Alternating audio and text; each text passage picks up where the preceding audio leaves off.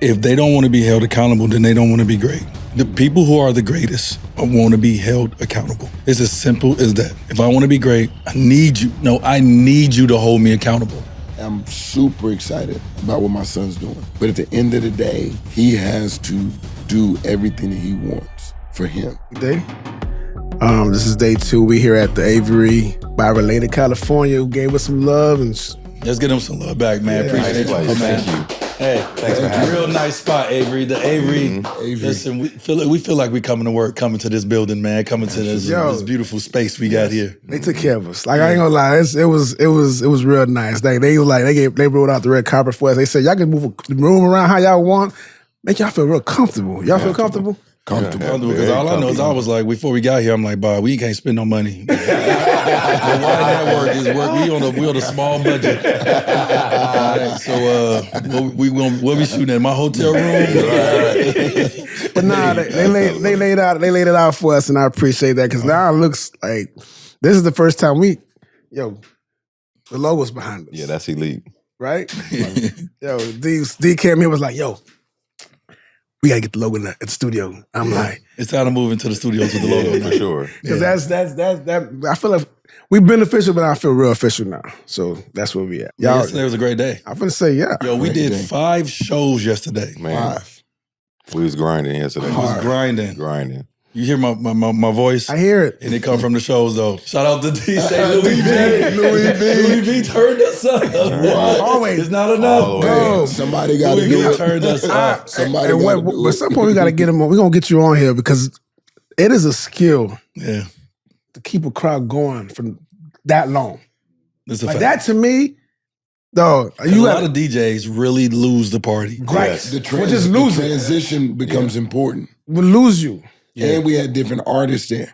So we got different artists in between. Right. Mm-hmm. He didn't drop the beat. It went from the artist to like, Look, so this Louis V, he cold. He know he cold. So when you know you cold, you talk different. So after Too Short got off the stage, he looked at me and said, "You ready?" He was like, "I'm gonna go up a little bit more, right?" So we go up. Then, we get on stage again, Quavo come up, show us love. He look at me and say, "You ready?" We're about to go up another level. And so understanding the moments, understanding the times to go up them levels. Yeah, levels to this. For hours in the club. Bro, that's why y'all official DJ, baby. Bro, you know what I'm take him on the road everywhere. Yeah, I think a lot of DJs get caught up in playing what they like instead of what we like. Bro, play this shit I want to hear, my boy. Play this shit that I want to hear and we want to hear. Not what you like, homie. I had a little short tender, DJing and shit, so I know a little bit. I used to play the shit I like. You was DJ Uno, right? Yeah, DJ Uno, Yes, DJ Uno. He just played the shit he liked. Uno. I promise you, we just had a DJ that was playing the shit he liked. And I sent 2K up to go give him a request. He just kind of did him like that. He was like, yo, bro. Everybody, he was like, a lot of people don't understand that. You got to match those BPMs up, and it's not like you can play, Party Next Door and then a Future song or something like that. It's got to match. So when you go up to a DJ, all that stuff matters. That's why he be like, give me 3 songs. Let me work my way down. But what if he lying? Like the guy was lying to 2K. He kept saying, I got songs. I got you. Boy, still waiting to hear, bro. I got that in your car on the way home, my boy. 3 songs. We started huddling up. And he looked around like, yo, what's going on? Hey, you know how the DJ started playing a song that everybody know the lyrics to. The beat come on, everybody start huddling up. He cut to the next song. Okay. He gets an F. So now you have to do that if you know what you're doing, right? Yeah. So it's times where it's a song come on and you ready to go, but then they cut. Ooh. But the only way that works is they cut to something even better. Yeah, no, it has to be a bigger banger and better. Yeah. You gotta agree. Yes. All right, I'll fuck with it. Let's go. Okay, Let's go. Right. You get ready to say the words, you be like, hey. I did that last night to you. But he hit me with, I was like, hey. Oh, okay. I see your vision. I see your vision. My bad was stepping outside my lane. You can do all things.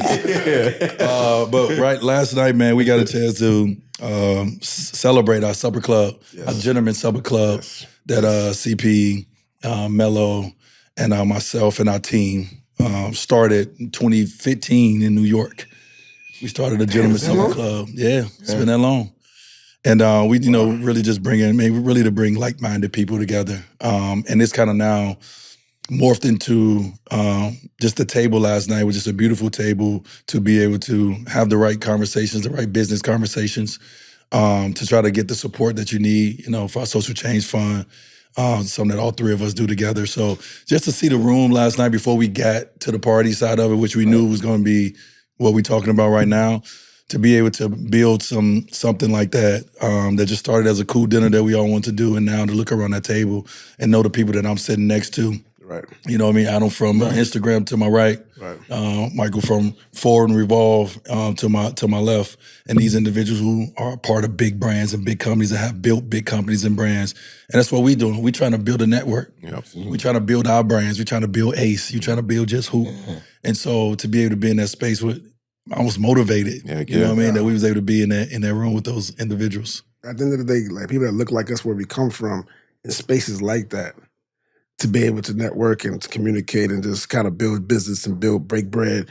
I just think that exposure is just dope. Just when I look back, I'm like, man, look at this.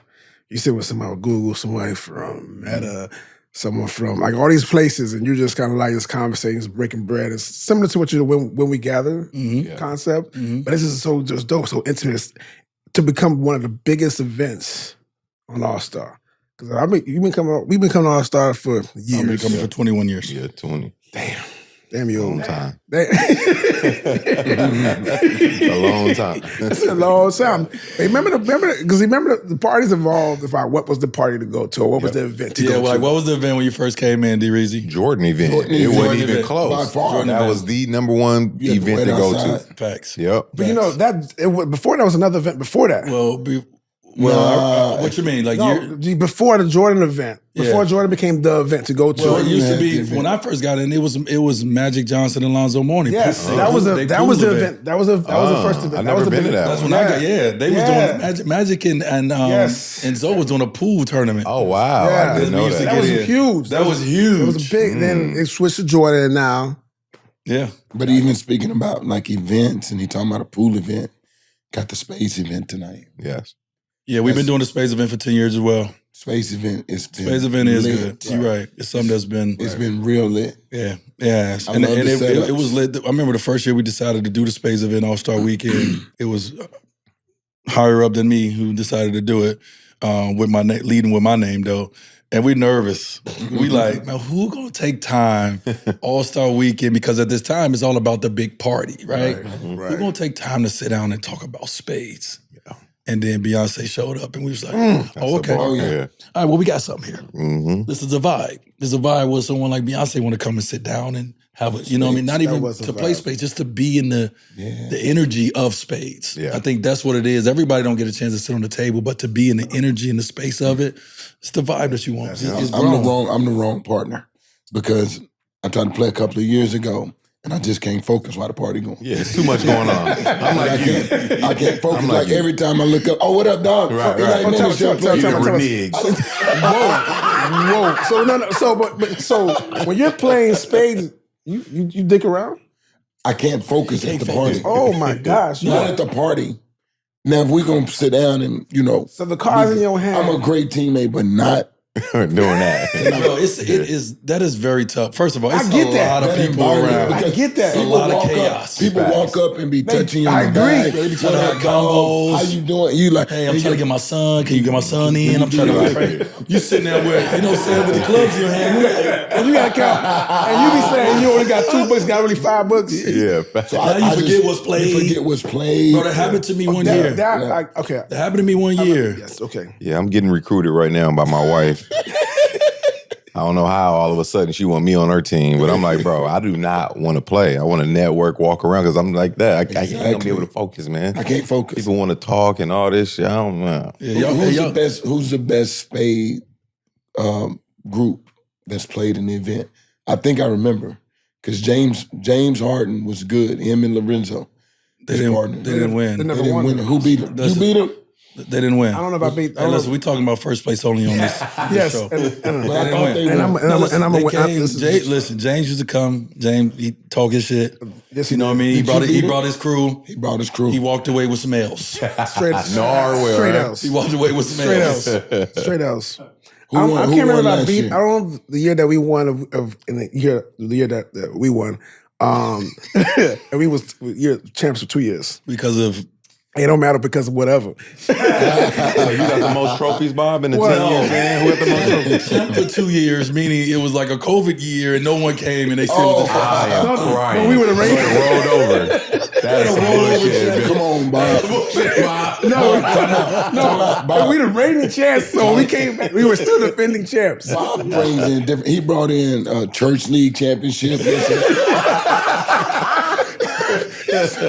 They passing around the trays. I'm not gonna let you sit on his Hey, championship. straight up, dog. I got my trophies. Man. You know what's messed up though? I can't put it on you because I know you ain't had nothing involved in this. Because the first champion used to win watches. Damn, okay. Yes, who You blow? Yes, sir. Yeah. Hublot watches and all kind of stuff. Oh, You know what they gave us that year we won? look at that. They gave us a little plaque. Oh, yeah, that's dirty. I'm happy with my plaque now. Yeah, that's but they said, dirty. "Oh yeah, we're not doing any more trophies, any more cash prizes." And I'm like, "Damn." Yeah, we started. The year I won. We went here to start off. And I was like, "Ooh, me and my wife won." But I was still happy. I'm still happy with my trophy though. Yo, thinking about when the last time y'all won, it feel like us talking about the Lakers and the Celtics. That's how long ago it feel.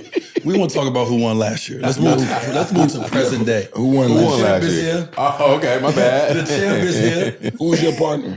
My big brother. So normally it's been my It wife. was Meech. My wife and I have gotten close. Yes, sir. But it's something in being married to your partner that it don't always go the right way. Yeah. We had some conversations after we got done playing Spades in the kitchen late at night. Like, why the fuck you play that? So for the betterment of our relationship, my brother subbed in and we won last year. But I grew up playing with my brother. So even though we don't play together no more, we remember being kids and we got that look like, Yeah. But Meech competitive. yeah, and he's very good. He's gonna carry us.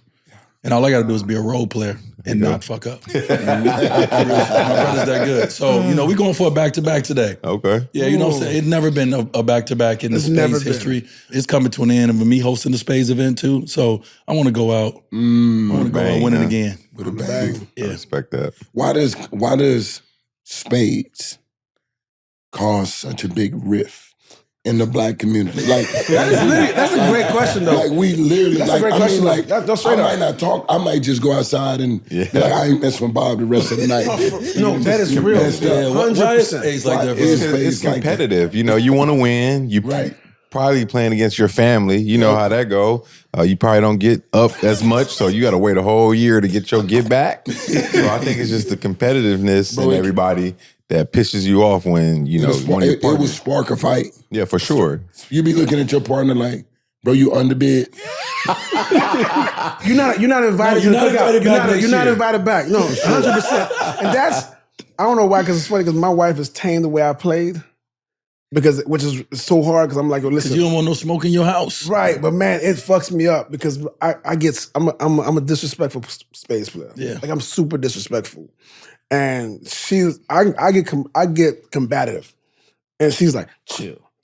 Let's not talk. I'm like this. Who has fun doing that? Right. I She want want a quiet spade game. What? She wants y'all to be looking intense at each other like this. I want to slap the table. I want to flip the cards up. I want you, when I cut you, I want to be able to just flip Bro, your when you card got up. that set card, you got to... Oh my gosh. Bro. And I'm sitting there with somebody wanted to sit there like this. She want to just throw it out. Nah. I be want to switch partners all the time. But I'm not going to do that, though. I'm glad I'm y'all not gonna do that. spoke about this because I might decline that invitation. We actually did it for you. Yeah, straight up. Give me, we are Since pre-warning you. we all are here and we are on this conversation about our significant others. yesterday was Valentine's Day. And I got an earful from your wife and your wife. They was like, oh, so y'all just gonna spend Valentine's Day together. I was with you. Dwright was with you all day on Valentine's. I didn't even get a happy Valentine's Day. How did y'all deal with that, guys? I'll let you go first. Yeah, my wife waited until fucking 12 a.m. Who was like, you didn't say happy Valentine's Day to me. I said, you supposed to say it to me. She's like, no, I'm the lady. You supposed to tell. I'm like, man, happy Valentine's Day. Jesus. Oh my God. It's been 18 damn years, lady. Every day is Valentine's Day. Every fucking day. Every day. We are paying bills. Come on. Kids go to good schools. Come on. We drive nice cars. Right. All the things. This is all Valentine's This is Day. Valentine's Every all day. day. Well, Yes. she hit me with that too. She was like, well, so you're not gonna say happy Valentine's? I said, well, I got home and there was some flowers in the house. And I was like, fuck. When I got home, when we left, and I was like, man, who sent flowers? Who?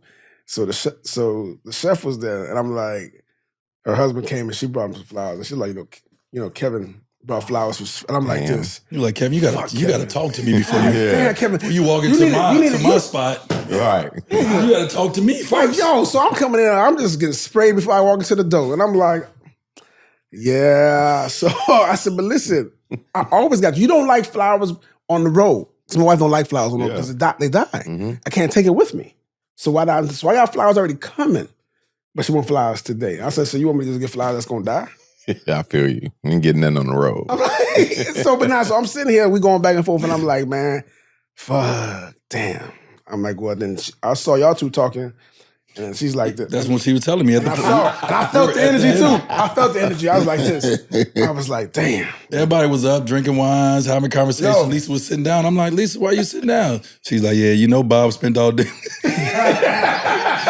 You know the one where you were like, damn, I wish I didn't sit down. Yes. I was like, I got a picture of it. Don't worry. I saw it. I said, ooh, they having an intense conversation over there. about you. I know.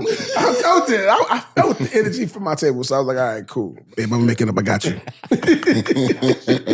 But today is about us, about the fellas. Yes, Man. And so let's get some story time out here, man. Dwright, Sir. talk to us about the draft process, bro. Oh, man. Yeah, talk about your journey a little bit. Yeah, so draft process was crazy for me. First, because my parents was just so scared and nervous about me taking a leap and just skipping college. Like, that was unheard of. Yeah. You know, y'all know my background in baseball. And, you know, that was what I was being trained to be, a baseball player and get to the MLB. And when the basketball stuff happened, it was just like out of nowhere. 2-3 year span, 11, 12, prep, league. You know what I mean? So my parents knew nothing about what was really going on the circuit, these camps, you know, you had to go to. So when the draft came, you know, they were still nervous. I had to be a first round pick. You know what I mean? Before I signed with an agent. So I was just having somebody reach out to teams. It wasn't the agents, like a lawyer or something. I forget what he was, but he was reaching out to the teams, setting up my workouts. Sonny Vaccaro and my family came really, really close after ABCD camp, and he just loved my story and my family. And he was like, dude, what are you doing? I was like, what? He said, whoever's setting these workouts got you going to the East Coast, back to the West, Midwest, West, East Coast. I was going all over the place, and I did 22 workouts. You know, that's a lot. I did 3 for the Heat, 3 for Boston. Dang. So, you know, I was just flying all over the place. Went into it green, and my toughest workout, I was telling Kenny yesterday, like, man, I had to line it up with Tony Allen and Andre Emmett. Ooh. And both of them dudes was strong 4-year college players. Yeah, boy. And Boy, they was looking at your young ass like, Oh, we about to eat they got the best of me, and it really made me think like, damn, I'm really not ready for the league, because these dudes, if I can't do nothing with them, shit, when I get up there with them grown men, I really ain't gonna be able to do nothing. But I would never forget that one workout. All the other workouts I killed, but man, it was a journey, man, doing 22 workouts, flying all across the country, and just not even knowing that the dude's sending me all over the place, basically. So I had a good little draft process, man, and wouldn't want to do it again, but it worked out. Sure. people don't really understand, you know, how the draft process. You just see people get drafted. Yep. Right. And you don't understand all the work and the things that go into it to get drafted, and how you have to put yourself on display in the obviously in the physical form, but also too, you got to sit on these couches in there with presidents and GMs and owners of teams, and you're 19 years old. Mm-hmm. You got to sit there. You got to, and they're throwing questions at you. You got to represent yourself the right way. Mm-hmm. That was a lot. That was a lot. Yeah, heck you know what I'm saying? To sit there and then go to work out after. Bro, that was not easy to do. And so to 22 workouts. You know the best thing that they've done though is the MLB have done it for years. I don't think they've ever changed it. Is you could be drafted, look at your draft status, and then go back. Yep, they do. And I'm glad in the NBA, you can't get drafted and go back, but you get all the way up until right at the last moment you could say, I can go back to school. Yep. That to me was a game changer for people that want to test the waters during the draft process because it gives you a chance to evaluate yourself and see the process. I've had players go into that process and say, hey, I'm going back to school. And you got some that say, I'm going to stay in. And so it gives you a chance. And that changed the draft process because you didn't have that option. Yeah, no. So you was 2 feet in, all the way in, and whatever came with. That's why your parents was tripping. Yeah, heck yeah. Because they thinking 4-year degree. Yep. You know, you get that later. Yeah. Yeah, if you get it, the NBA ain't going nowhere. That was their mindset. If you can go now, you definitely could go Absolutely. after you go get some experience in college. Probably in their mindset. But in baseball, you could be drafted every year. Yep. And you cannot be drafted lower than what you were drafted the last time. So they can continue to put their name in the draft every year. Yeah, baseball a little bit different. They got 90 dang on rounds too. Oh, because of the farm system. Yeah, it's a lot of rounds. Yeah. So we were talking about yesterday. We were sharing stories off of the camera, and I was telling you guys about Kenya Martin. Yes. So I ran into Kenya Martin last night. Kenya Martin was at the Gentleman's Supper Club after party, and I love the moments where you get a chance to give flowers or love or respect or whatever. Reminisce.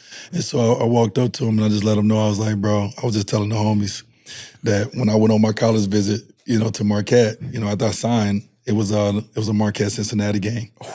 And I was like, bro, watching you go out there, watching you block shots the way you were blocking shots, how you was dunking, talking shit to people, the crowd. Mm-hmm.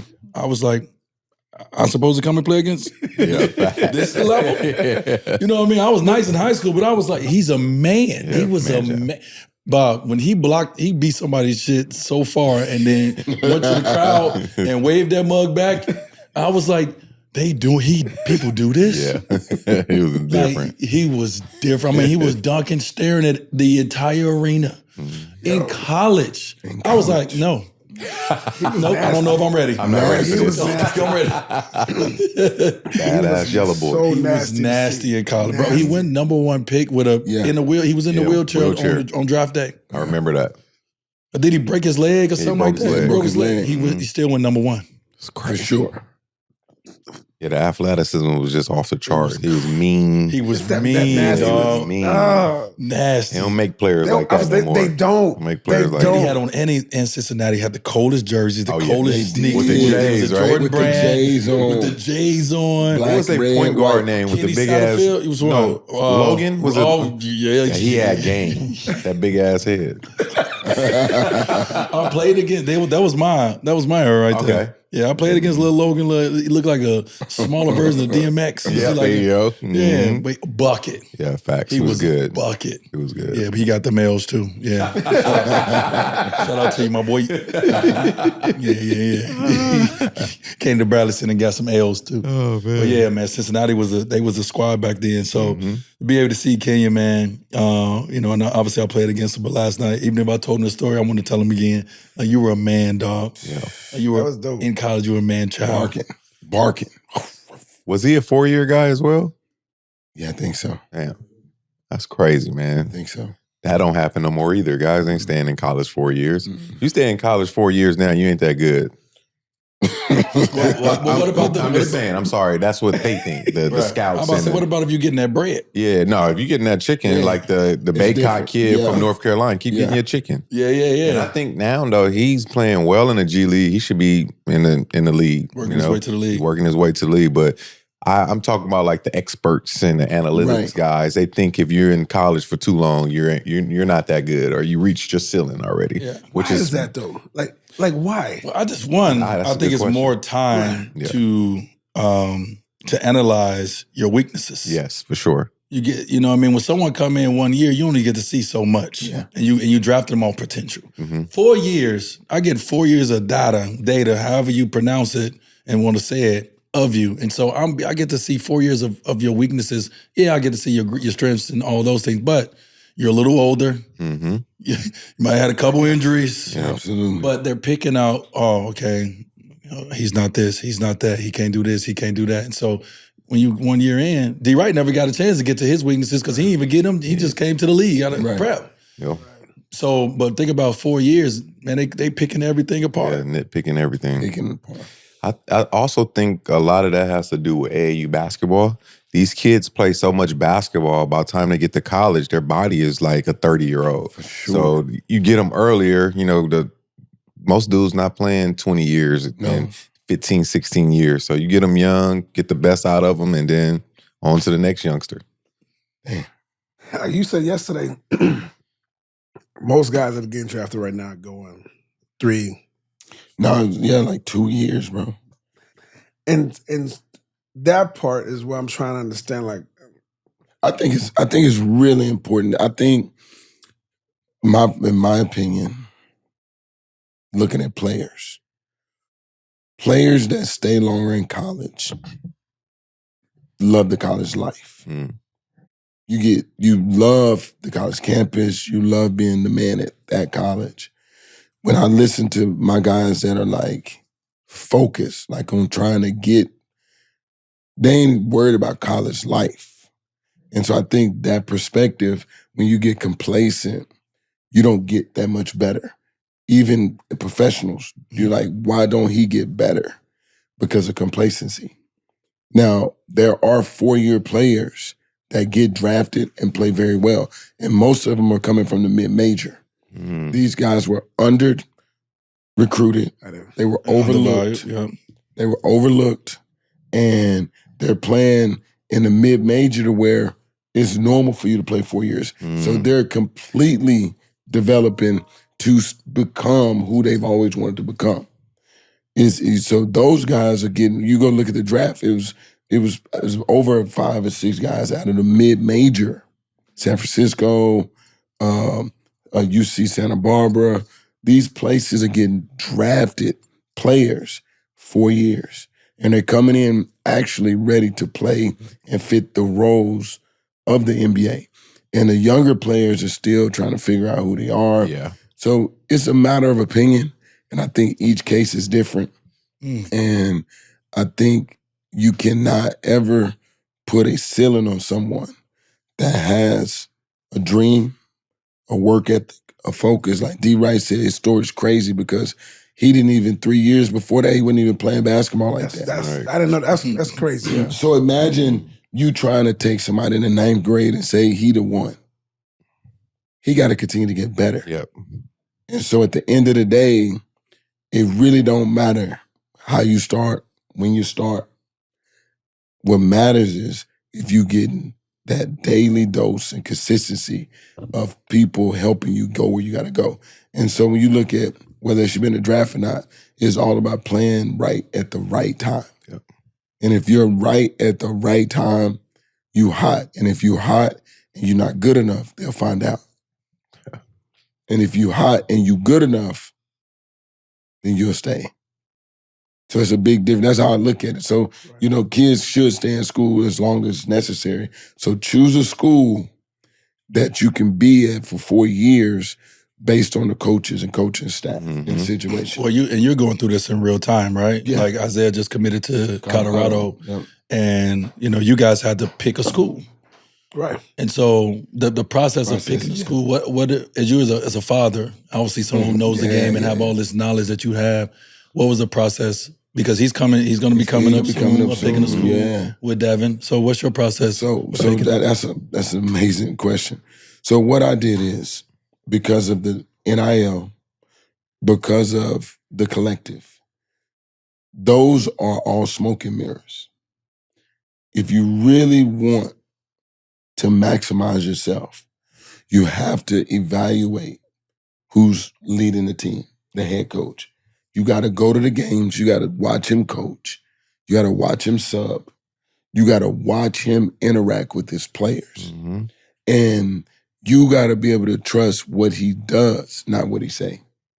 So a lot of people are getting sold dreams. Mm-hmm. And when they get there, you're like, oh, you changed up on me. Yep. So as a dad, I understood that. So I told Isaiah as he's climbing, he's blowing up everybody's calling.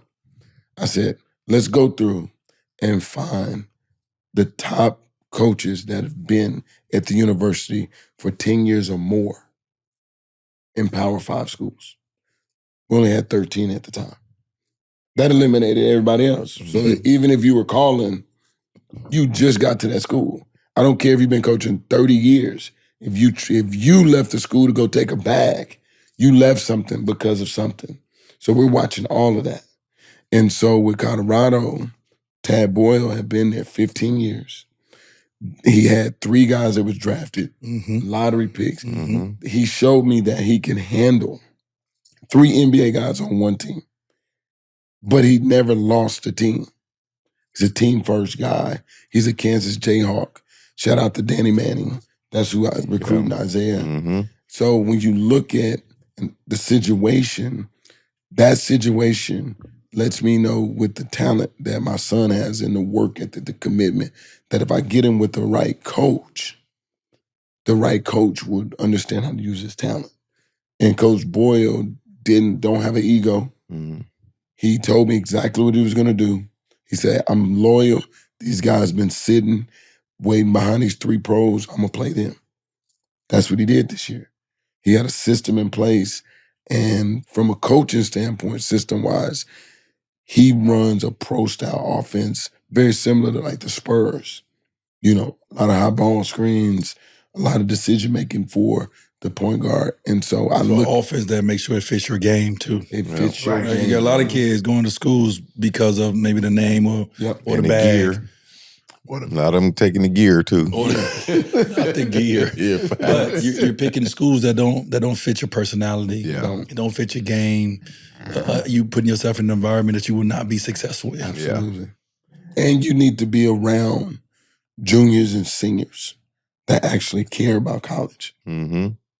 So when you go in and you see freshmen go in with a lot of new players, you don't know how that's going to play out in the 9 months.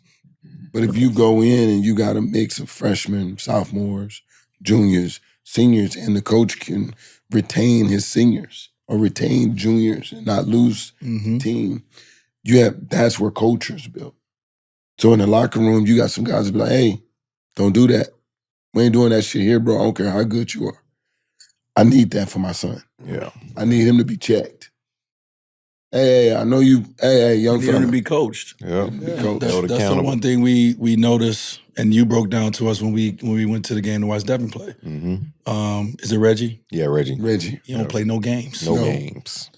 And so that was a big reason for you wanting to bring Devin 100%. to make sure he played it, right? Yep. So my coach, Coach Morris, his dad is a legend, by the way, Reggie Morris Sr., one of the most winningest coaches in LA basketball.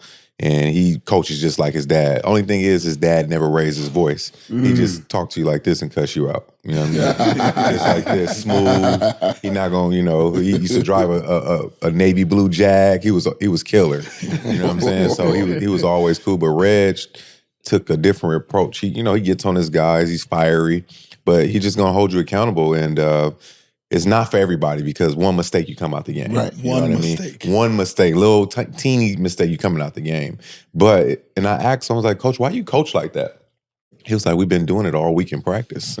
You know what we got to do. You know where you're supposed to be at. So we get to the game, you're supposed to get rewarded for not knowing where to be. I'm like, I get that. Yeah. But it's so crazy that you got to stay ready and you can't get down because that next player gonna make a mistake too. You right back in the game. You know what I mean? Right. And like last night, they got a big win at Bosco, and my boy was like, "Man, he just hit a 3 and he out." I'm like, "Well, he went back with the starters." 2 seconds later, the dude that subbed him in hit a big 3. I was like, "Great sub." You know what I mean? Right. But I just love the way he holds the team accountable, Right. 1 through 15, everybody. And just structure. You know what I mean? Every single day they're doing the same things to prepare to go to college. And Right. his track record, you know, he coached me, Russell Westbrook right after me, and then my little brother DeLon, Amir Garrett, who's a professional pitcher for the Reds.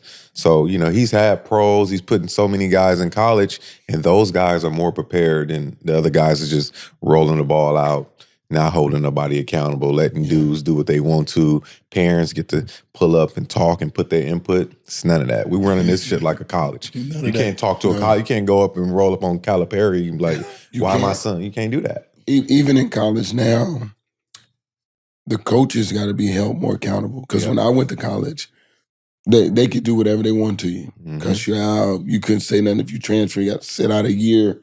Like, they had more of the power. Yeah. But even with the transfer portal and guys transferring, I noticed that those kids that was entering the transfer portal because of disagreements, disgruntled stuff going on, wasn't getting picked up. No, they stayed there. They went back to recruiting high school players. So if you were cutting up, you're like, whatever, they're looking in the portal like, I don't want somebody else damaged goods. So it's really important for players to learn how to be coached. Yes, for sure. It's really important for coaches to coach. Yes, you got to coach. You know, we talked about it yesterday with Natalie, and one thing I told her, I said, you can get to the answer quickly. Just see who wants to be held accountable. If they don't want to be held accountable, then they don't want to be great. Nope, they don't want to win. You already know. People who are the greatest want to be held accountable. Yeah. It's as simple as that. If I want to be great, I need you. No, I need you to hold me accountable. Yeah, no doubt.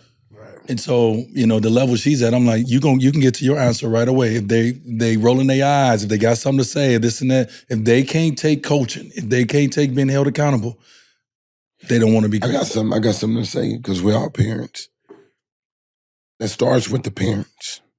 Hell yeah. Because parents don't realize the influence that they think the kids don't listen. Yeah, they listen to everything. So if a parent is bashing a leader that see their kids more than them, you got to think about it. The coach is at the school. He's doing the study hall. He do the film. They practice, weights. They travel together. Yeah, you see your kids about 2 hours. Time they get home from practice, you got about 2 hours a day. Maybe that. Because if it's my son, he goes from everything team to now focus on everything individual. So he doubled down while everybody tired. No, he doubling down. Weights at 9 at night, and then 10 p.m. he in the gym with Corey making 1,000 and back up at the next morning, rinse and repeat. And so parents don't understand the power of influence on their kids and the pressure that they put on these coaches and the expectation to spend more time with their kids than them.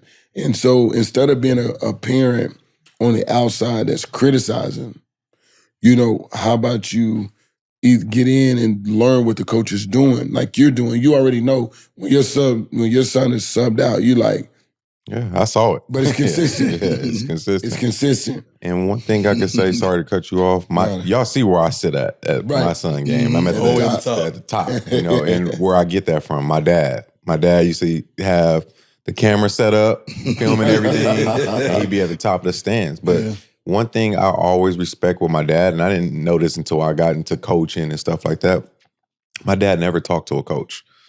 2 NBA sons, never talked to a coach. It was you. Never. What did you do wrong? You know what I mean? And let me go against what he saw out there. Oh, we get to the crib, go shower. He in there, you know, putting the camera to the VCR to show me what he was talking about. You know what I mean? Yeah. And that's another thing that the influence, man. That's why you were successful, bro. I'm telling you, I have never been to Isaiah's practice in high school. I've never coached him.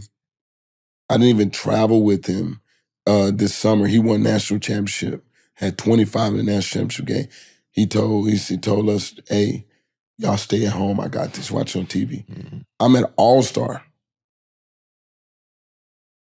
I told him I'll see him play on Tuesday. He dropped 43 without me being there. That's a bar. That means something.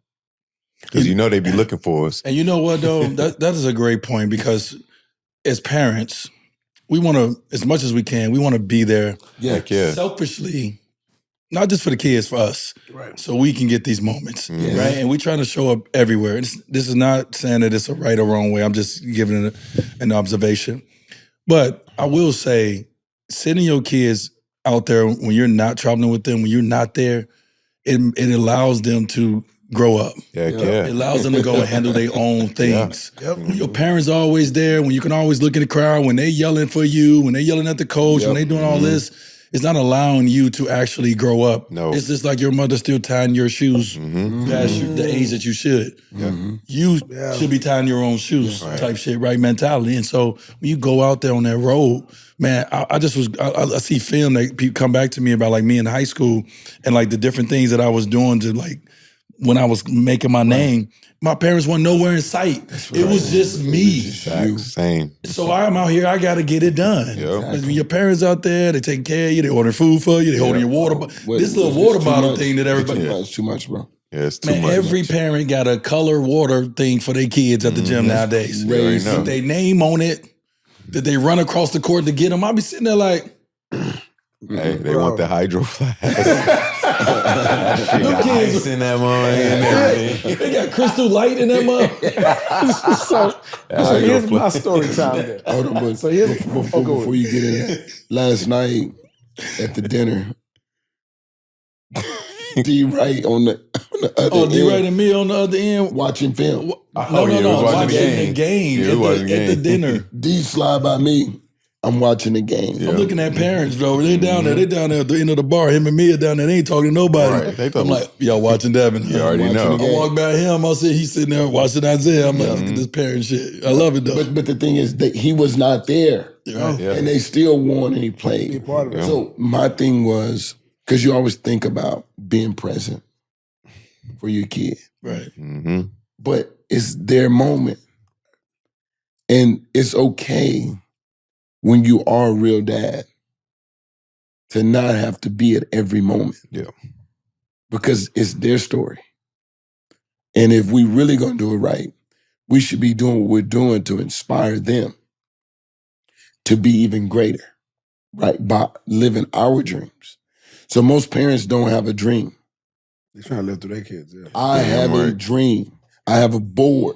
I have a vision board sit right in the living room. Everybody needs to see me fail. They need to see me win. They need to see the group of men that I keep with me, how I move. I think it's important. So you don't have to show. I know parents that show up at everything and the kids are never successful. Even when they go to college, they wild out. So it's like learning how to do it. And for me, sports is great. And I'm super excited about what my son's doing. But at the end of the day, he has to do everything that he wants for him. I can't want it for him. So a lot of people say, man, if Chris Johnson was my dad, I would be a D1 player. I'm like, if you ain't got the right mindset, you wouldn't.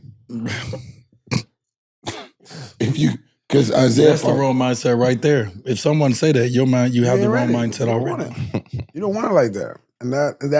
And I was going with the fact that when you talk about the hydro flask, so me and my wife are very different as far as how we do this, and this is a struggle for me because for me, in my little illustrious high school career, I played football, right? And I went to the way my setup was that I was magnet school, so I had to get bused. I had to get bused to a school.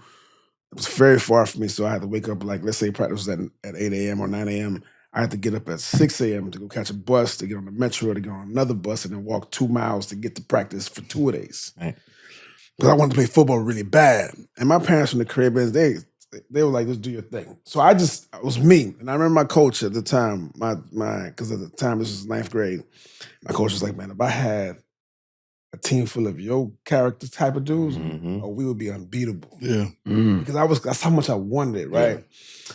And cut to right now, my son, and I feel like he has a lot of talent in soccer. So I'm trying to put him in a lot of in the right space. But when I tell you we have different parenting styles. Yeah, for sure. So that's my struggle right now. So my struggle is, all right, my wife is the type to come in there with bento boxes. In the morning before we go to a little tournament, she is literally cutting up meats and cheeses and all that stuff. And I'm like, we're going to go play soccer. The kids, we go watch them play soccer. All I want is make sure he has his water bottle that you got to go get and fill up. Mm-hmm. And make sure you have your shoes and your shin guards. Everything else, we'll figure it out. And she'll know I have no problems. Again, everyone raise their children the way you need to raise your children. Mm-hmm. I have no problem starving you. You good? I got no problem. No, starving because you. listen, if you won't go get it, because I'm with you on that. If you won't go do what you need to go do, You're right, bro. You gotta do it. then you don't want it. Yeah. Mm-hmm. No, my wife would be You like, know where the "Let's food at? DoorDash him some shit." What? He's 10 years old. Right. DoorDash?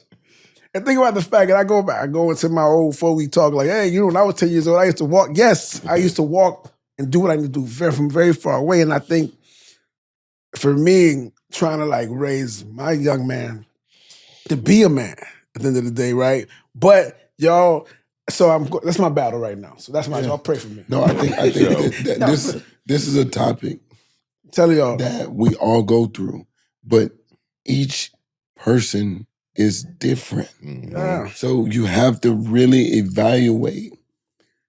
Just because they your people, you birthed them, the mom, dad, they're not your property. You don't own them. Say that. You can't make them. You only can influence and advise. And the smarter we become about learning, because parenting is learning. I think our parents are always learning. Like it's never an ending thing, right? But the one thing that I noticed being from the South, people don't like change. No, they don't. So if someone is changing before you, you would like to interrupt that change, especially if you didn't have anything to do with it. And change happens with a young person at a very high rate. Yeah. That's why you can see somebody, like I'm telling you about Devin, in 12 months from now, nephew gonna be in a powerful position. He gonna be playing top D1 basketball. He got it. You can watch his personality. He got great parents, got a good kid. He a competitor. I'm looking at the ingredients. That's what my natural gift is. Yeah. And I'm like, yo, we got him. Get him to us. He gonna be good. If he's a shithead, I would be like, Dwright, come here, bro. Like, we're gonna have to take a different approach. Yeah, facts. No doubt. Yeah, I got a question, and it's going back to what we're talking about a little bit. And so, father, mother, parenting styles. Yeah. Do you guys, in experience of your own personal, what you've seen, what you've heard, do you feel that the moms get on you about how you parent your kids more than you get on them about what they say and what they do to the kids? For me, yes. I would have to agree with that because I come from it's interesting because I raised all my kids with a lot of love. Right. So for me, I'm big on loving all my kids. Because my parents didn't do that for me. My dad, I'll never forget when my dad gave me a hug. I remember the day he gave me a hug. And mind you, he might have given me a hug when I was a kid, but I remember when I graduated from high school, and he hugged me, I'm like, yo, you all right? Then it was so awkward for me. So in that regards, for me, I love my kids a lot. But as far as like raising them, I'm very, and I think that's something as guys who are married that I should probably do better. I should have said, we got to have a conversation about how we're going to do this raising kids situation because we clash a lot in that regards, or kind of like just like we have different styles. Yeah, and for me, because I have my oldest child, I've been kind of through that process already at least once, so I know my mistakes from my oldest child, and so for me, I'm like, listen, kids can be in a room by themselves and learn how to sleep by themselves. I was big on that. I was big on that from when I had kids later in life again. And my wife was like, nah, I want them close by me and all this stuff. Now my kids still try to sleep in the bed right now. My thing is big as me. Facts. Right? And so, and those things like that, I'm like, yo, we gotta, like, we have different styles, and then I don't want to be in a situation where we arguing about how to raise a child. Is there a way that you can allow, or she allow you to parent the way you parent, and she parent the way she parents, and the kid wins because the kid gets to pull the perspective of your lens, get to pull the perspective of her lens? I mean, that like is that. the goal. That's the goal. But that thing doesn't. It doesn't happen. Question, no. Oh, and I'm not saying every household. I'm just Right. saying, if you Dwright know growing up some things that he did not appreciate, maybe that he's want to implement to his kids. Yeah. And want to hug him a little more. Yeah. But he also knows the things that got his ass sitting right where he is. Right. And even though it was tough love, and even though it was something that he might have made him cry, or he felt a certain way, he know that he needed that, and that's the reason he is where he is. And so we give that back. Yes. And sometimes from the feminine side of the relationship, they have PTSD about maybe their father, maybe something they heard, how they getting yelled at, what they felt. And you sitting here like, I know my kid need this from me. He needs it. He need this discipline, this structure. You need this tone a little bit. You need it. doubt. Like, You need my tone to go up a little bit. Like, yo. But the other side may be perceived as different, and that's where you clash. Yeah. And that's when, it's not that y'all don't love each other, but y'all have grown up in different households, different states, different everything, and now you're trying to raise a kid the same way, not a That thing. don't work. Yeah, it doesn't like, work. we've kind of gone away from this a little bit as far as like black boys and being out in this world and making sure that they're protected. Yep. You know what I'm saying? Because when I grew up, man, I told Lisa, I said, you don't know that life of when the police come behind you in a car and you ride around, you're a young kid and you gotta just tighten up. Like, oh shit, let me make sure I got my, like that's the first thing I'm thinking about. Do I have everything right? Mm-hmm. And I said, you don't know that life. You don't know, Carl. I remember I got so many stories about like just running around with my friends. I was like, we got dreads. This is Miami. We just chilling. We drive around in cars. So it's kind of just like 5 police cars. Mind you, none of us was doing anything. It's just the car looked the script. And cars, please, man, you get out the car, get out your hand out the car. Come on, boom, boom, boom. Like I know that life. Right. You know what I'm saying? Right. That doesn't just happen just one time. Right. Like I know that life. And so he looks like me. So I don't want that to happen to him, or at least be prepared if that happens. And that's just my reality. Yeah. So I got to make sure he's prepared. I can't go with that, how you like, the life is like, no, I got to make sure he's good. Yeah, I think in our house, it was friction in the beginning because I'm used to belt to ass. You do some bullshit, get your ass whipped. Period. And get your ass whipped. Walk by your parents' room, you see that belt on the bed. Oh, I never forget my dad used to set me up. You know your teacher called here, right? I'd be like, huh? Motherfucker, you was sitting right there when she called. So that's what I'm used to. And I could say my kids have never had a fucking whooping, which is crazy to me. I told my kids they never had a whooping. They was like, yo, you whooped me. I was like, no, come you on. never had a whooping. Yeah. You want the time out before you had a whooping. Okay? They said, no, you whooped me. I was like, stop telling them damn lies, bro. I ain't whoop you ever. So my style's a little bit different. I'm very similar to you, but I'm militant in my house. That's how my dad was. A lot of tough love. A lot of just, you got to make sure your kids are good. So when they're in this real world, they know how to handle a police officer questioning them, or, just the respect level. Right. That's what I'm big on, the respect. Because you're going to get out there in the real world and somebody that, is heavy on respect too, and you disrespect them, do some weird body language or something like that, people, I hate to say, they kill you in the street right there. 100%. You know what I mean? So I'm real heavy on, like, how do you speak to people, especially your parents? You know what I mean? If you're gonna talk crazy to your parents, I mean, you're gonna talk crazy to anybody. Right. So Mia does a great job with beating me to the punch every time. She gonna go handle it before me. And then if I hear something getting out of line, I'm like, hey, wait, hold up. You know what I mean? I'm that guy. But the one thing I do regret, though, is not having my kids closer in age. You know what I mean? Okay. Because Devin, he good. You know what I mean? He know what, when Pop say something or when Mom, he gonna get in line. Now, Dash being 6 years younger than him, we doing the whole process again. You know what I mean? He getting to that age you where wish you could just had them both scared. Yeah, hey, go in that room and go ask your brother what will happen to your butt. Because I didn't have to, shake my oldest up and get in his face, and I seen it in his eyes like, oh, this dude not playing. You know what I'm saying? So I don't want it to get to that point. I got good kids, but you still got to stay on their butt and be consistent. Bro, it's so important to have it. Dads are important. Yeah, heck yeah. So the dads that are not in your kids' life, man, you got to go get in your kids' life. Yes. And it's so important. And if you don't have a father biological, you need a mentor. Yep. That's a man figure that can give you that. And it helps you. I don't care what your financial status and all. If you get that, you're going to be fine. Right. But if you don't get that, that's where we're losing people at, right there in all communities. And so people got to take pride in being a dad. Yeah, that's my whole thing, just that. It's the best job in the world, in my opinion. I don't see how people don't want to do it. I don't understand. Yeah, I want my guys to be, sharp, and I think the biggest thing that made my mom and dad feel good is when they heard from their friends, like, oh my God, you're doing such a great job with your kids. He's super respectful. He thought, every time. That feels great. Yeah. That feels amazing. You guys are doing a good job. You know what I mean? So that's a great feeling when you hear that.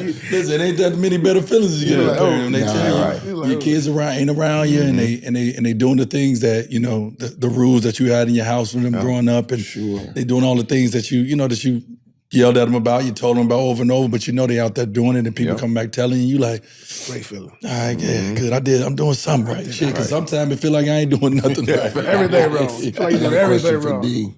So, and this for y'all too, y'all can listen, but is it hard for you to have the hard conversations? And we call them hard conversations, but I wouldn't consider them hard. Like dating, like, the conversation that parents like, bro, these are just normal things in life, but we've put this like block in between us and the kids. Like so they're going to get the information from somebody else. Yep. How do you feel? Because you have an adult. Yeah. Well, I have a 23-year-old son. You have an adult. And what's crazy is he don't even come to me for dating information, advice, or anything. Wow. My son don't ask me nothing about women and dating and none of that. He go ask his mom. Sure. It's different because, you feel like, oh, if anything man-wise, he gonna tap me in. Yeah. He gonna tap me in. Yeah.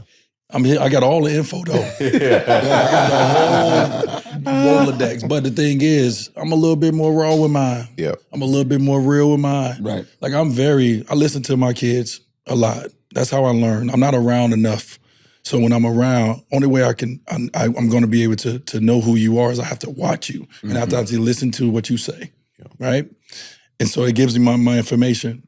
But I'm very direct as a person.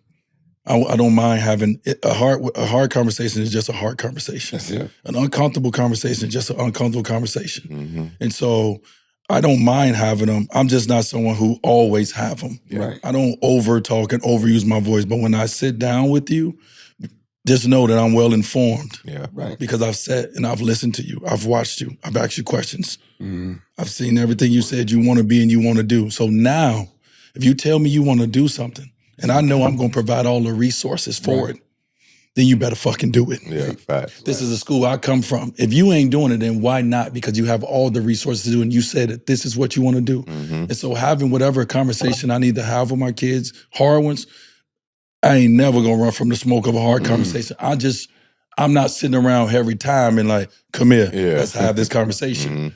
Because I'm also, when it comes to my kids, one, because of the lifestyle that I'm the one, and I'm in my family, I'm first generation. That means that it ain't a lot of, I'm working. I'm out here doing this thing. I'm the first one that's out here doing this, guy. We ain't got grandfathers. This ain't fourth generation. Right. So daddy gonna miss a lot of time because I gotta get it. For sure. But, understanding that and knowing that is the communication is even more important in the moments that we communicate. But also what's important for me is to make sure my kids understand and know how to live their own lives. You have to know how to manage your life. I'm not doing it. When you're young, we got a great life. You get some nannies, you get some people to help you along the way. But at some point, you have to manage your own life, and I can't do it. And so that's how I parent my kids. Is like, hey, we here. Right. We're a resource. We even a soft landing. For sure. But also too, I'm gonna get in your ass. I'm gonna be on you. Because also I understand that, a lot of people just do this. Right. I like action. Yeah. And there's a lot of times kids don't want to so I have a great relationship. And one of the things that makes me smile is my daughter's eye, who's 17, turning 18. And probably more than any of my kids, me and her have to communicate the most. Because I don't understand a lot in her world. And so for me to understand, how do I understand? Besides, me going and read and find information from others, I get it from her. Yep. But I lay across that bed. I sit there for hours and we communicate and we talk about all the things that are what you would perceive as comfortable or uncomfortable. And we talk about it all. So I'm in the know and I'm aware of whatever she's willing to share with me. But I ask questions. Yeah. You know what I mean? Like, I have to. It's important, man. You got to know what's going on. Right. Mm-hmm. That's tough for people though, bro. They put Hell yeah. Yeah, no, it's tough. they put a bridge between it, bro. Yeah. And they be like, but they got to get the information. Yeah. Right. Yes. Ain't no girl gonna like you smelling like that, my boy. Hey, My boy, all you right gotta- now. All right now. Hey. All right. I'm tired of smelling that same stinky ass cologne too. Well, I see Go your in here and teeth. grab I some see of your my teeth. shit. You ain't brushing. Right. Sleep out your eye. Yeah. Like, What girl gonna want you? What you do? Nobody wants you. Real talk. No, but that's great. Like I think just be able to have, like for me, I was never good at that like growing up. So I had to learn. I'm learning that with my kids now, and that's what I love. What my wife does very well is communicate with the kids. Yeah, Like facts. that's that. Just getting that. Like those moments where I'm like, oh, you know what? This is where I'm gonna have to tap you in. You're gonna tap you. Oh yeah, they communicate way better than us. Yeah, like, facts. Let's not get it we twisted. need you. I You need know you to you get. need to go Yeah. Like I'll be the heavy. I need you to be the easy. Yeah. And do your job because it's right now. This part has to happen. Like sometimes my daughter, she's growing up, and and my wife is like, "Yo, today's not a good time," and I'm like, so I'm sitting around the house like this, like she coming out. She had me in my feelings the other day, boy. I was like, "Yo," she was going upstairs and she kind of gave me a little attitude, and I was like, "This." Like, what do I do? Can I snap? Like, yo, you don't do that. But my wife was like, yo, not the right time. And I'm like, so I'm sitting there like this. Broke my heart, Sitting man. there with your hands under your Yeah, ass. I was sitting there like nothing. this. It was something so simple. I wanted to give her something. And I wanted her to come to my office. And I said, yo, Bobby, come here real quick. And then she was like, oh. And I was like, don't worry about it. And then, At all. right, I said, don't worry about it. And she left. And then she something, because I was going out of town. I wanted to tell her I was going out of town for work. And I was like, oh, I'm about to go to, I think this is around the time I was going to Paris. And I was like, yo, let me tell her I'm going to Paris. Because I like to tell my kids when I'm going to be gone. So I told my son, and I called her. And she's now 12. She's turning 12 soon. And she was like, and I was like this. That's my road dog too. Like Bobby's like that's my girl. And she was like I was just and I was like this, damn. And I realized that Lisa said I was being over dramatic, but I'm like, I done lost my girl. Like I done lost. So although I know I was being dramatic, but it was just a thing for me that I'm like, yo, listen. Now I can't talk the way how we used to talk. Now I gotta change it up. And like you said about the change. I gotta get now used to the change. Yeah. Relationship and then adjust. From her being 6 to 12. You know? Correct. Two totally different little girls. Exactly. So for me, from the little, so that part is that's the stage I'm in right now. That's the stage I'm in right now. It's a tough feeling when them kids don't want nothing to do with your ass no more. And it's different now in my house because, I had to pick up Dad from school every day. I was the pickup. And, that was my time. That was my 30 minutes or however long we gonna be in the car. Yeah. Need that. Drive and talk and catch up. Now he driving himself to school. Shit. He come in the house. Lost that. Deuces, straight to the room. Straight to the room. He only come outside to eat. That's it. And go straight to the room. Boom. Oh, you going to eat. Hey, Dad. And like, dang, can we talk? What's going on? I was practicing today. I was cool. Yeah, they don't want nothing to do with you. They get to that age. Yeah. in the room, the door closed. Door closed. All day. And then you open the door, they're looking at you like, what do you want? Like, what? How can I help you? Like, am I bothering you? I got something. Am I bothering you paying for all the bills in this Am I motherfucker? bothering you? Make sure you get all the food that you need. Now, in the black community, it's known when you're 18, you're on your own. Yes. Well, at least for me, it was. I'm totally against that. Same. And because I watch other cultures, Right. and they prepare their kids to say, you got as long as you want. To figure it And out. You get to save your money. You get to live for free. I'm going to set you up financially and teach you. And this ain't talking about somebody making NBA money. I'm just talking about families Right. that actually, where are you guys at with that? Because that's how I grew up just seeing, bro, when you 18, nigga, it's over. Yeah, get You on. like, Yeah, that's how we what? grew up. You like, damn, I'm finna be, you 18, you out. Yo, I'm telling mine that already, but I'm lying. But, I'm like, yeah, you out of here. Yeah. But I'm like, it's crazy work, by the way. Because I feel like we were taught this. We were. We were taught this, and it puts a lot of our younger Black kids in a situation of being in debt early for no reason, because they feel like they can't be themselves within the household anymore. Yeah.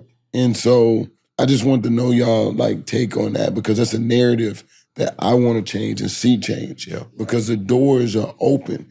Without them kids in the house, there's really nothing left. Like it's, you need people running through the house. You might as well get a smaller house. Yeah, you don't want to put your kids out there, in the world, and they're not prepared. So I think, being a parent, it's still your duty to make sure your kids are successful.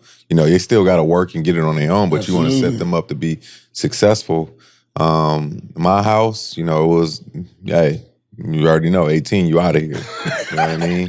My wife, it was like, okay, 18. you could be here, but you're going to be paying bills, you're going to get a job, this and that. And that encouraged my wife to be like, oh, you know what? I'm about to save my bread and go get mom out of here. Absolutely. I got to pay bills at my house. And she talks about this all the time with her mom. Like that motivated my wife, though, to be the entrepreneur and the boss that she is today. And anybody know Michelle, she's a boss. Right. And my wife is like a mirror of her. You know what I mean? I feel like my wife is that type. She's so competitive. She want to be on that level or past her mom. You know what I mean? Because of the things she installed in her. But I think it's super important to let your kids figure things out and then send them off. You know what I mean? Don't just send them out there and then now they calling you from the county. For sure. And you like, well, why? He was like, man, we just sent them out there without no guidance. You know what I mean? They wasn't ready. So I think it's so important to make sure our kids are in a stable situation before they leave the stable.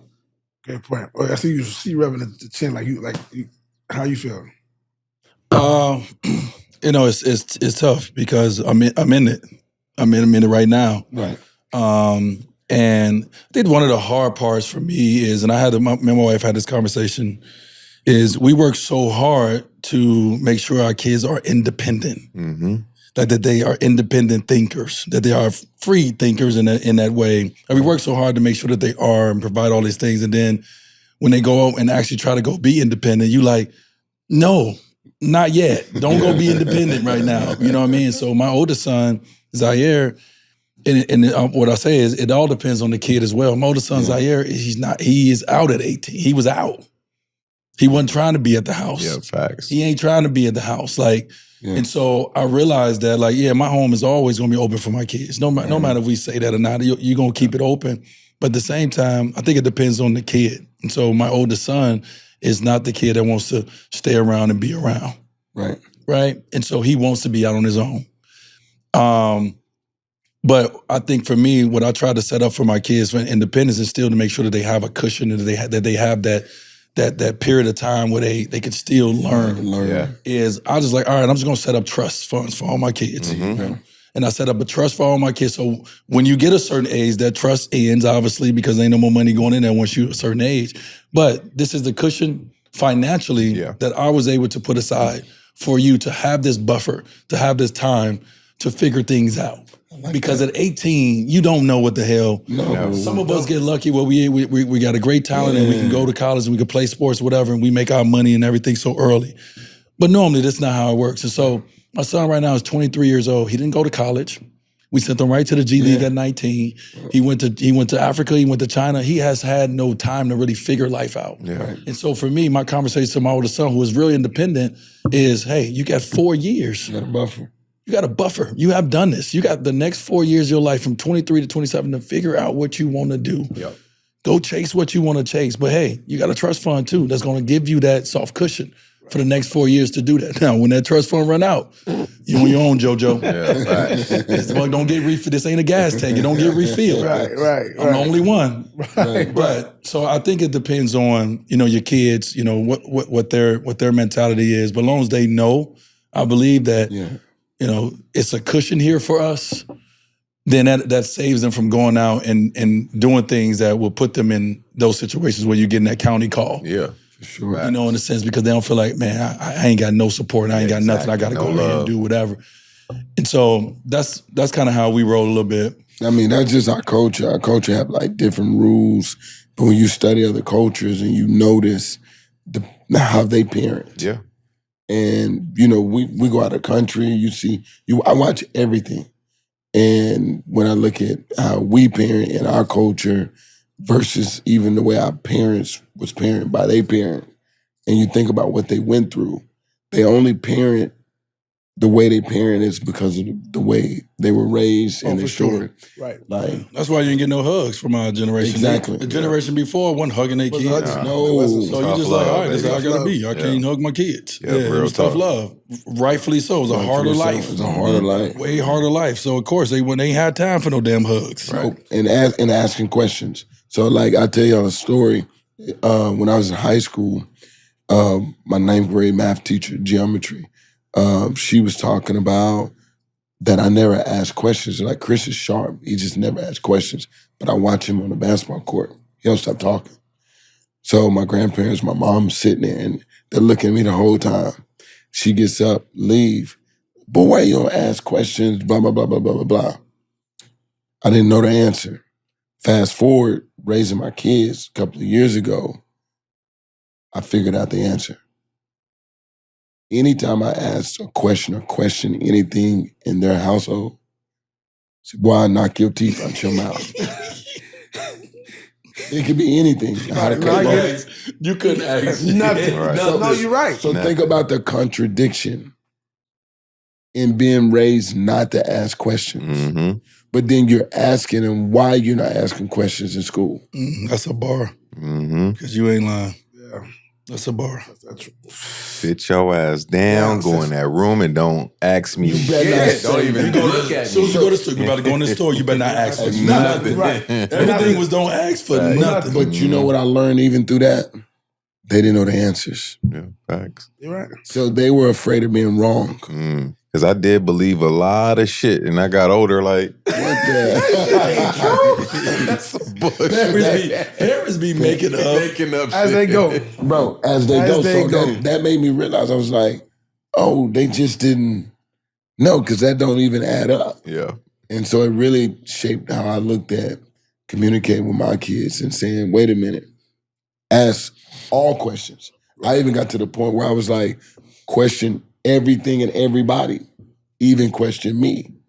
Yeah, when Ask questions. you release them kids to do that in your house, but the questions they ask you, you be looking at them like, why you asking me all these questions? Dumbass Well, my questions. 6-year-old daughter, if she got the freedom to do that, she be asking all the questions. She want to know everything, and why you doing this, and where you going, and when you coming back. Right. She want to know everything. I'm like, you're a 6. They don't stop. No, and she feels that she's supposed to get that answer. And she got the confidence to Yeah. get that answer. Yeah, she got the confidence to ask you. She got the confidence to ask an But adult. the things that my 6-year-old daughter has asked me already, I already know what the future gonna be like with me and her. Exactly. Everything's on the table. Yeah. Because she's already asking. So why you doing this? Yep. I'm like, huh? Who you talking to? Man, I'm so happy to be here and have these conversations with you guys. Like, I walk away feeling full. Yeah. And so I feel that when people get a chance to watch the Wide Network of late, and since we've been really cranking, and we try to find our voice. This is not easy. It is not easy to turn those cameras on and just really still be you, because some people feel they have to. We have to do certain things for the cameras, or have to say certain things, or it's topics people want to hear. These are just topics that we talk about all the time. This is every day. Yep. And so I feel like it comes across that way when people get a chance to watch the network, is people who enjoying each other, enjoying the conversations and the topics that we are talking about. All right. All-Star Weekend. Hey. Wide Network on the road. Appreciate y'all, man.